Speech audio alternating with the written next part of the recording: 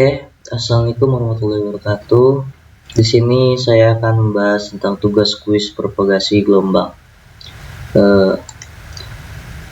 Selanjutnya ada presentasi propagasi gelombang radio.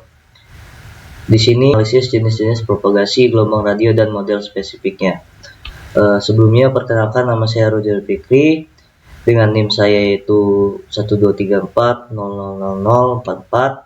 Saya dari kelas RA dengan dosen pengampu saya Ibu Soraida Sabila STMT. Di slide pertama itu membahas tentang perbandingan karakteristik perambatan gelombang GW, SW, dan loss. Yang artinya GW itu ground wave, SW itu sky wave, dan loss to line of sight. Di yang pertama, untuk prinsip perambatan GW itu gelombang merambat mengikuti kelengkungan permukaan bumi. Selanjutnya untuk frekuensi kerja dari ground wave itu rendah. VLF, LF, dan MF-nya lebih besar dari 3 MHz. Untuk jarak tempuh dan karakteristiknya, di ground wave ini di jarak jauh stabil, namun redaman tinggi di darat lebih baik di atas air laut. Yang artinya ground wave ini lebih baik di permukaan laut atau perairan daripada di darat. Untuk contoh penerapan dari ground wave sendiri itu contohnya radio AM, navigasi maritim jarak jauh. Selanjutnya ada SW yaitu sky wave. Untuk prinsip perambatannya, gelombang dipancarkan ke langit dan dipantulkan kembali ke bumi oleh lapisan ionosfer.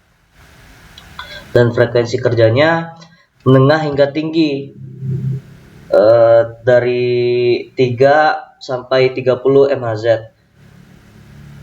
Jarak tempuh dan karakteristik dari skywave sendiri dapat mencapai jarak antar benua sangat jauh melalui beberapa pantulan tergantung kondisi waktu, siang atau malam, dan aktivitas matahari. Jadi intinya kalau siang dan malam itu berbeda efektivitasnya. Untuk contoh penerapan dari skywave sendiri itu radio amatir HF atau radio shortwave, komunikasi siaran internasional jarak jauh. Selanjutnya ada line of sight.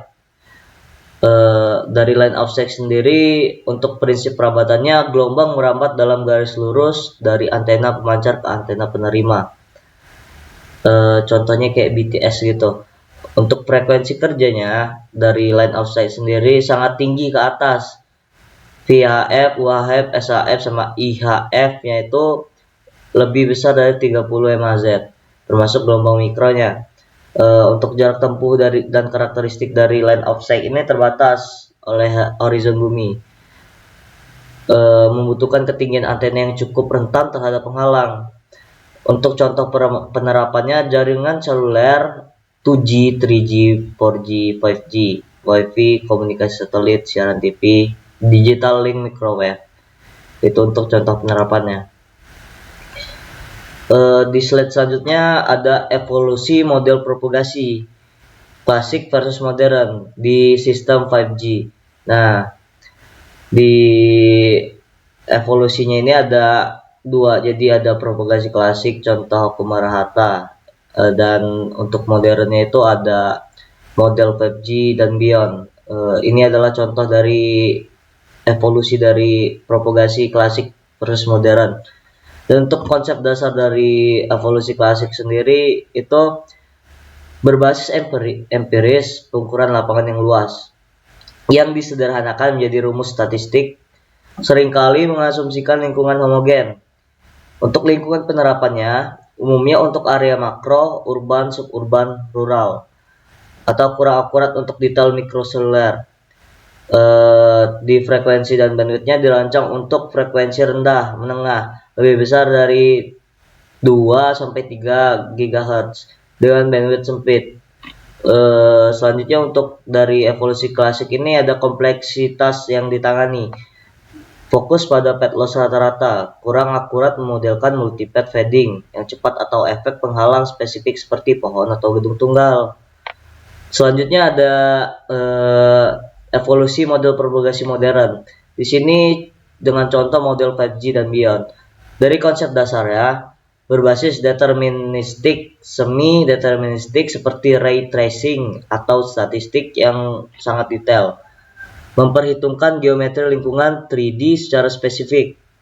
Untuk lingkungan contoh penerapannya yaitu sangat spesifik dan akurat untuk lingkungan mikrosel, pikosel, dan indoor, menangani kompleksitas lingkungan kota padat. Frekuensi dan bandwidth dioptimalkan untuk frekuensi tinggi, termasuk mmWave atau gelombang milimeter di atas 24 GHz dengan bandwidth yang sangat lebar. Untuk kompleksitas yang ditangani, memperhitungkan pantulan, difraksi, dan hamburan secara mendetail. Penting untuk teknologi Massive MIMO ini dan beamforming pada 5G. Itu untuk di 5G itu sangat penting dari konsep difraksi dan hamburan secara mendetail ya. Selanjutnya ada hierarki ukuran sel dalam jaringan nirkabel. Jadi ada 3 hierarki dari ukuran sel, yaitu makro, mikro, dan pikosel. Kita akan iniin mungkin kelebihannya lah kita perbandingkan. Untuk karakteristik dari makrosel ini ada luas cakupan area. Makrosel sendiri luas cakupan areanya sangat luas, radiusnya 1 kilo hingga puluhan kilometer. Untuk daya pemancar dari makrosel sendiri tinggi puluhan watt, misal 24 watt sampai 40 watt ke atas. Untuk ketinggian antenanya sangat tinggi, biasanya di atas gedung tinggi atau menara khusus 12 meter. Lalu untuk lingkungan penerapan dari makrosel, yang kita tahu dari makrosel itu areanya kayak desa rural, pinggiran kota suburban, jalan raya, dan fokus pada cakupan sinyal ya. Untuk contoh penggunaannya menyediakan sinyal seluler dasar di area luas.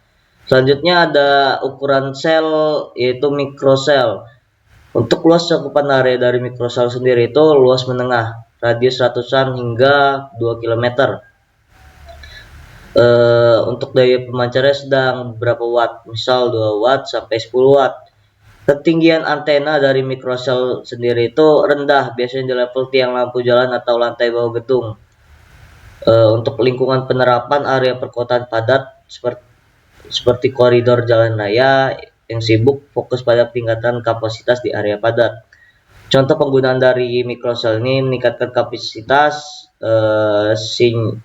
sinyal di pusat kota yang sibuk atau sepanjang jalan protokol. Lalu selanjutnya ada ukuran sel pikosel.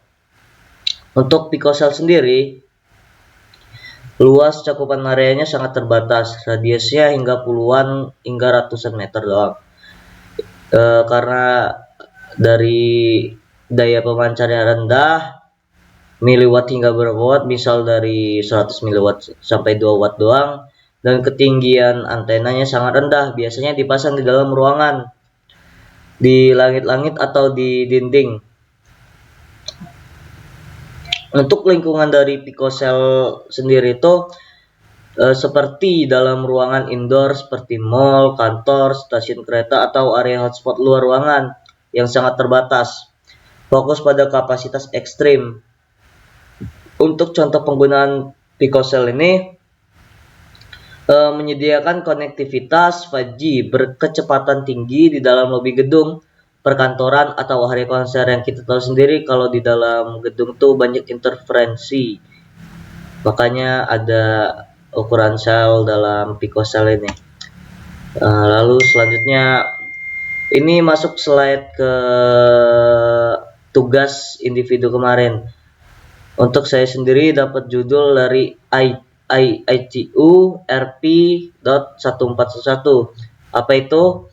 Ada rekomendasi dari International Telecommunication Union atau ITU yang digunakan untuk memprediksi propagasi sinyal radio pada komunikasi jarak pendek di lingkungan outdoor, khususnya di area perkotaan. Model ini banyak digunakan dalam perencanaan jaringan seperti yang pertama itu ada 5G small cell, kedua ada WiFi outdoor, 3 urban microcell, dan 4 komunikasi kendaraan. Untuk karakteristik utamanya model dari ITU RP1411 ini digunakan untuk jarak pendek, short range. Selanjutnya ada memperhitungkan pengaruh gedung dan jalan, dan yang ketiga ada cocok untuk lingkungan urban yang padat. Dari konsep Street Canyon model ini, selanjutnya dari ITU ini ada konsep Street Canyon model. Canyon adalah kondisi di mana jalan diapit oleh gedung di kedua sisi sehingga membentuk seperti ngarai. Karakteristik propagasi pada Street Canyon ini, yang pertama itu ada sinyal merambat di sepanjang jalan, terjadi refleksi dari dinding bangunan, ketiga terjadi multipath propagation, yang keempat ada signal loss dipengaruhi oleh lebar jalan dan tinggi gedung. Model ini sangat umum digunakan pada jaringan urban microcell, small cell, 4G atau 5G, komunikasi di kendaraan kota. Selanjutnya ada parameter yang dibutuhkan. Jadi ada beberapa parameter penting dari model ini. Yang pertama itu ada frekuensi. Untuk frekuensinya itu biasanya di antara 300 MHz sampai 100 GHz. Lalu selanjutnya ada jarak TX dan RX. Biasanya 10 meter sampai 1 km. Dan ada tinggi antenanya, tinggi pemancar dan tinggi penerima. Lalu untuk parameter penting itu selanjutnya ada lebar jalan, tinggi bangunan, jenis lingkungan. Contoh di lingkungan urban, dense urban, dan suburban. Semakin padat bangunan maka pet loss semakin besar. Makanya dibutuhkan parameter yang dibutuhkan. Selanjutnya ada kelebihan dan kekurangan model ini. Untuk kelebihan dari model ini cocok untuk komunikasi jarak pendek di perkotaan, memperhitungkan pengaruh bangunan. Digunakan dalam perancangan jaringan 5G small cell. Lalu selanjutnya lebih realistis dibanding free space model. Dan kekurangannya ini ada 4 juga kurang lebih, tapi ini baru yang saya ulik. Mungkin ada banyak lagi. Yang pertama, tidak terlalu akurat untuk jarak jauh. Kedua, sensitif terhadap parameter lingkungan. Ketiga, tidak memperhitungkan semua kondisi kompleks kota. Keempat, untuk simulasi detail biasanya diperlukan ray tracing model. Lalu selanjutnya ada contoh soal. Jadi untuk contoh soal ini ada sebuah sistem komunikasi bekerja dengan frekuensi sama dengan 2 GHz, jarak dari T transceiver dan receiver yaitu sama dengan 200 meter. Lalu gunakan model Street Canyon ITU R P1411 untuk menentukan pet loss. Jadi penyelesaiannya kita diketahui frekuensi yaitu 2 GHz, yang kalau kita konversi ke megahertz jadi 2000 MHz. Lalu selanjutnya ada D, ini jarak dari TX sampai RX yaitu 200 meter. Kalau kita konversi kilometer jadi 0,2 km. Jadi persamaannya itu PL sama dengan 32,4 tambah log 10. Ini frekuensi tambah 20 log 10 D. Nah, untuk langkah perhitungannya itu ada PL 32,4 tambah 20 log 10 F tambah 20 log 10 D. Log 10 masukin kita 2000 dari frekuensinya sama dengan 3, kalau kita perhitungkan yaitu 3,301 atau 3301. Lalu dikalikan dulu 20 kali 3301 sama dengan 66,02. Lognya. Lalu selanjutnya ada log 10. Kita masukkan dari jarak dari TX ke RX nya di sini, yaitu sama dengan min 0,699. 2 kali min 0,99 sama dengan min 13,98. Lalu dari hasil tersebut kita masukkan persamaannya 32,4 tambah 66,02 dikurang minus 13,98. Jadi pet loss yang kita dapatkan adalah 84,44 desibel. Jadi pet lossnya segini. Sekian presentasi dari saya. Mungkin Kalau ada kurang atau lebihnya saya mohon maaf. Kepada Allah saya mohon ampun. Wassalamualaikum warahmatullahi wabarakatuh.